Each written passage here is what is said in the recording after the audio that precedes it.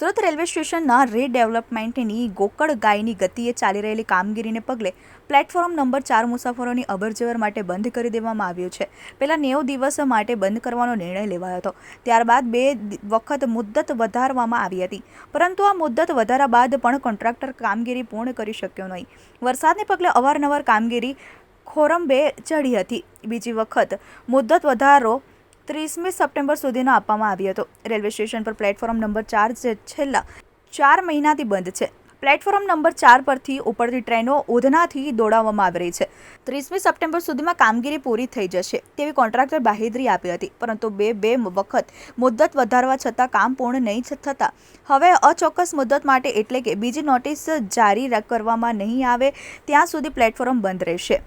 હવે 30મી સપ્ટેમ્બર સુધીમાં કામગીરી પૂરી નહીં થતાં કંપનીએ ત્રીજી વખત મુદ્દત વધારો માંગ્યો હતો, પરંતુ આ વખતે કઈ તારીખ સુધી બંધ રાખવું તે અંગે કોઈ ફોડ પાડવામાં આવ્યો નથી. હવે અચોક્કસ મુદ્દત એટલે કે બીજી નોટિસ જારી કરવામાં નહીં આવે ત્યાં સુધી પ્લેટફોર્મ નંબર 4 બંધ રહેશે તેની જાહેરાત કરી છે. હવે સુરત રેલવે સ્ટેશનના પ્લેટફોર્મ નંબર 4 પરથી ઉપડતી જે ટ્રેનોની ઉધનાથી દોડાવવામાં આવતી હતી તે ટ્રેનો હજુ પણ ઉધનાથી જ દોડાવાશે. દિવાળીને હવે 1 મહિનો બાકી હોવાથી એક્સ્ટ્રા ટ્રેનો દોડાવાશે, તેથી પ્લેટફોર્મ નંબર 4 ટૂંક સમયમાં કાર્યરત કરી દેવાશે.